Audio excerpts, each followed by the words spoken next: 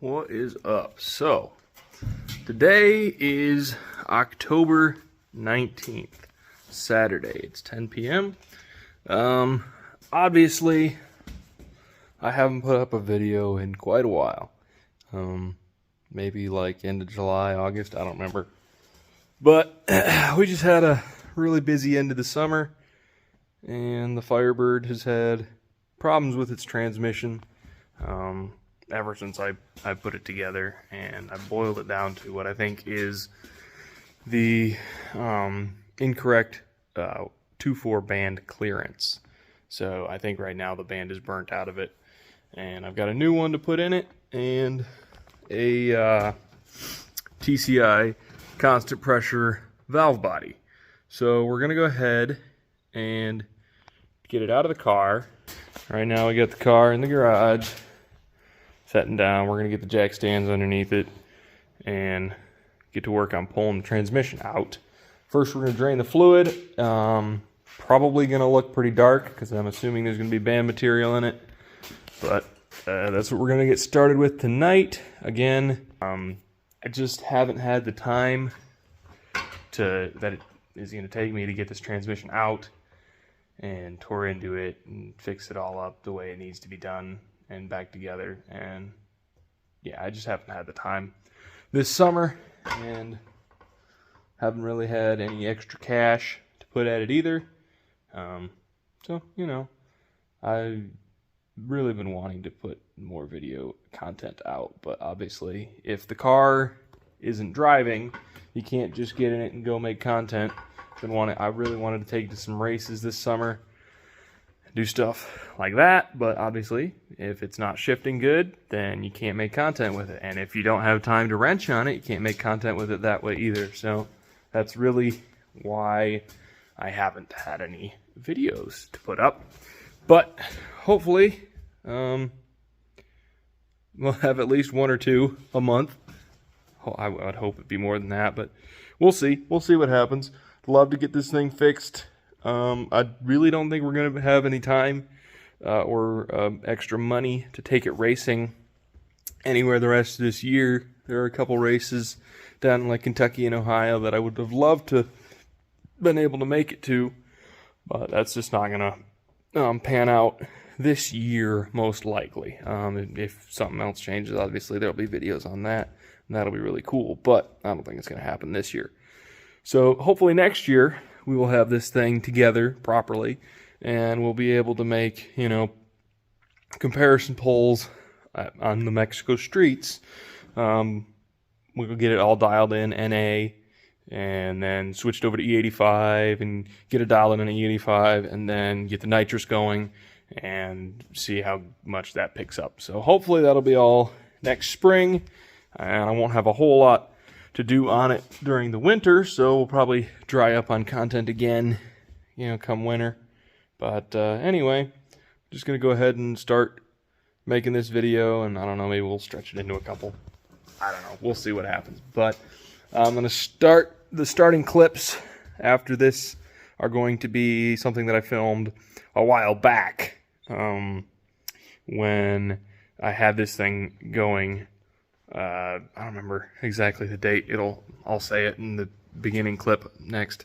But I blew a transmission line, and that's going to be the clip we're seeing right now.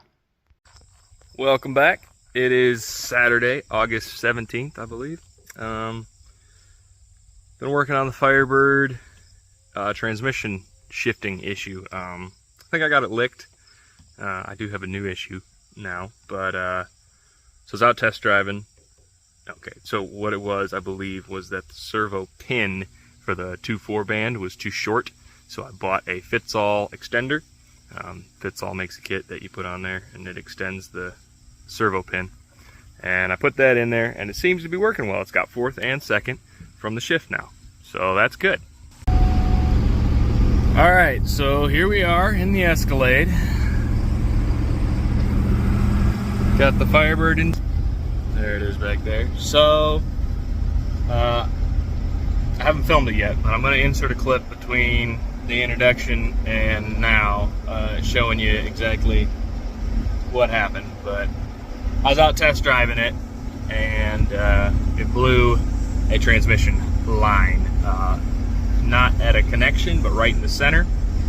Well, not in the center, but whatever. Right in the line, not at a connection. So it started spraying fluid onto the exhaust and onto the engine and just making a big old mess and smoking and all that. So I pulled into my uncle's driveway up there. That was the house you saw in that last clip, in the first clip actually. Maybe I won't insert a clip. Maybe I'll do it after this, whatever.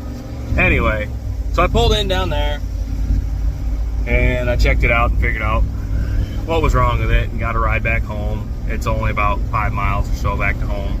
And then grabbed my father-in-law's trailer and hooked it up and went down, rescued the Firebird. So we're doing that right now. And then got a family gathering in like about a half an hour. So hopefully I do have some spare hose at home and we can fix it back up so it'll go back down the road. We're going to be obviously low. A few quarts of transmission fluid, which sucks because I just topped it up this morning after I changed that servo pin, lengthened that servo pin, because when you take the servo out it loses a little fluid, whatever. I decided to put some new in. So anyways, it's alright. It's just disappointing, you know, when something breaks. Luckily, it's not something major that's broken. It just, I think what happened, if I remember correctly, is that line somehow got tucked behind the fan shroud. And when I first turned the cooling fan on, this electric cooling fan, it hit that line a few times before I figured out what was going on. And so it had nicked the braided nylon and maybe gotten down into the rubber hose just a little bit as well then. And then obviously I was out testing it, lots of line pressure, and it just ended up blowing off. So we're blowing a hole in it. So no, not too big a deal, just a big old mess. Got a lot of transmission fluid to clean up from the engine bay and underneath, and I mean, it wouldn't be the Firebird if it wasn't coated in transmission fluid on the bottom, would it? So it's alright, we'll figure it out, but that's what's going on. Okay, so here is going to be my explanation of what the failure on the Firebird was. Here, turn the flash on. Alright, so right down here by the fuel pump we have these two steel transmission lines that come in, and then they come up and one of them goes here and the other one comes all the way up to here, and then I have they go between the radiator and where the air conditioning condenser used to be. And now you can kind of see that's the fan, if it'll focus down in there. Okay, it won't really focus, but here, maybe we can see it from over here. So there's the side of the cooler, and it's got a fan on it. Anyway, so one of those hoses, the braided nylon, braided line, it was for the lower one down here. Somehow during assembly, these are shorter than they were. They were quite a bit longer. It got caught in the fan, and when I first started the cooling fan, it nicked it a little bit, and so it ended up blowing out right there, and transmission fluid all over in here, making a big old mess. So we just chopped that section a little shorter and hooked it back up in there, and then I ended up removing where the cooler was, because it did sit more right in front of the radiator and blocked a lot of airflow there. So now it's more out of the way, but still gets airflow from the front without having to have the fan on as well. So yeah, that's what happened there, and obviously we fixed that. And then we tried, I filled it back up with transmission fluid, took it back out to drive it a little bit more, because it seemed like it was working correctly. I had tried a different length servo pin, and kind of gotten it where it needed to be, but I think I got it way too tight with that new pin, and then it shifted, it had all gears, 1, 2, 3, 4, just like it should, for like a day, and then I think I burnt the band out. So yeah, that's where we're at with it. yeah. So we'll go ahead and get started jacking this thing up and getting underneath it to remove everything. I'll bring you down there when I get it jacked up.